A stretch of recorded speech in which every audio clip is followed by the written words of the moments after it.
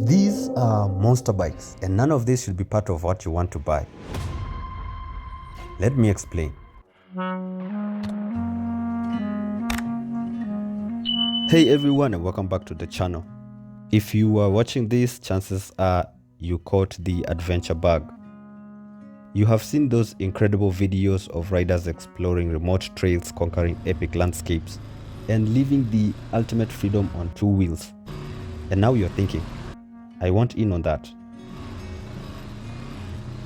But before you rush out and drop your hard-earned cash on the first massive adventure bike you see, hold up, because today we are going to talk about a crucial topic for every beginner adventure rider.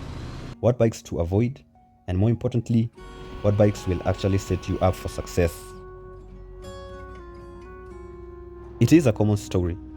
A new rider gets excited, walks into a dealership, sees these behemoth adventure machines, hears about their incredible horsepower and globe-throttling capabilities and thinks, that's the one I want. But what often follows is frustration, lack of confidence, and sometimes even giving up on that dream.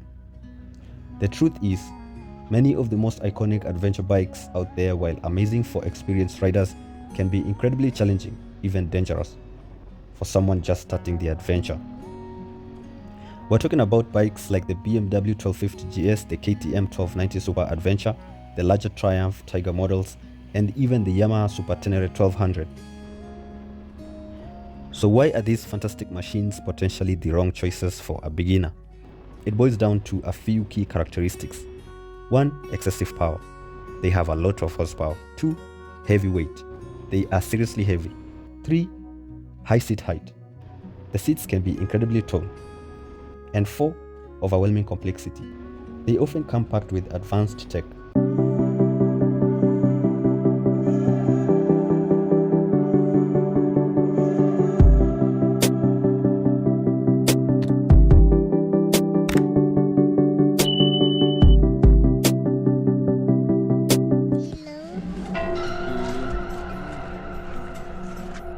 Let's break down each of these details, because understanding why these factors matter will save you a lot of headaches and potentially a lot of money on repairs too.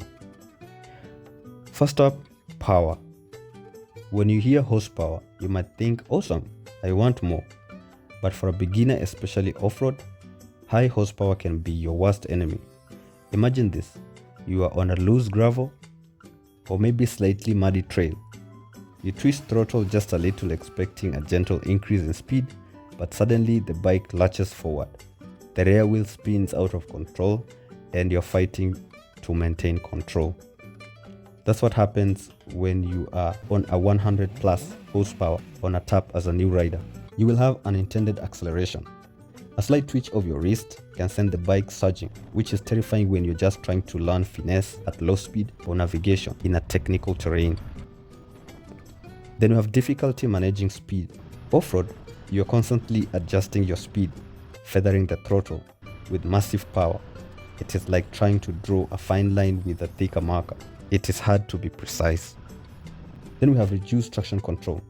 On dirt, gravel, or wet surfaces, too much power easily breaks traction. Experienced riders can manage this. Beginners will likely find themselves in a slide they cannot recover from, leading to a fall. Then we just have the intimidation factor. Just knowing that a monster is under you can make you nervous, leading to stiff arms and tense riding, which actually makes you less in control. Next, and arguably the biggest obstacle for beginners, is the weight factor. These big adventure bikes are heavy. Why is this a problem? Well, maneuvering at low speed might be difficult. Every pound makes it harder to balance and control. You are constantly fighting the bike's weight. Then picking up after a fall might be a nightmare. Let's be honest, if you are riding off-road as a beginner, you will drop your bike. It is not if, it's a matter of when. Now imagine trying to lift a 550-pound beast back upright. Then we have fatigue. Constantly wrestling with a heavy machine, especially off-road, leads to quick fatigue. When you are tired, your decision-making skills diminish and you react slowly, increasing the risk of more falls. It erodes your confidence. You start riding tense, which ironically makes you more likely to drop it again. A lighter bike allows you to focus on developing skills like balance, body positioning, and line choice, rather than just fighting the bike itself. At number 3, we have seat height. Many large adventure bikes have incredibly tall seat heights. This often because they need long suspension travel for off-road performances, which elevates the entire bike. So reaching the ground is important. If you can't comfortably get at least the balls of both your feet on the ground, or ideally one flat foot, you're going to struggle. Being able to flat foot a bike gives you immense confidence. And finally, we have emergency situations. In an emergency stop, or if you lose balance unexpectedly, being able to quickly put a foot down can prevent a fall. Finally, we have complexity. Modern adventure bikes are marvels of engineering. They come packed with advanced technology, multiple rider modes, traction control, ABS, electronic suspension, cruise control, heated grips, quick shifters, and many more. While these features are fantastic for experienced riders who know how and when to use them, for a beginner, they can be overwhelming. First, too many variables. When you're trying to master basic riding skills, clutch control, braking, throttle modulation, body positioning, adding layers of electronic menus and settings can be a huge distraction. You want to focus on riding, not on what mood you are in. Then, misunderstanding features. Using the wrong rider mode for the terrain or not understanding how ABS or traction control behave off-road can actually make things harder, not easier.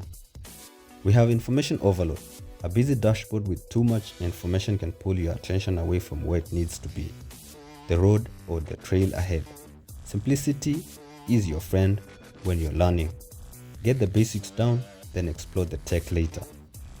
So to recap, if you are just starting out in the world of adventure motorcycling, it is generally best to steer clear of the biggest, most powerful bikes like the BMW R1250 GS, KTM 1290 Super Adventure, larger Triumph Tigers, and Yamaha Super Tenere 1200. They are amazing machines, but they often present significant challenges in terms of power, weight, seat height, and complexity that can hinder your learning and enjoyment.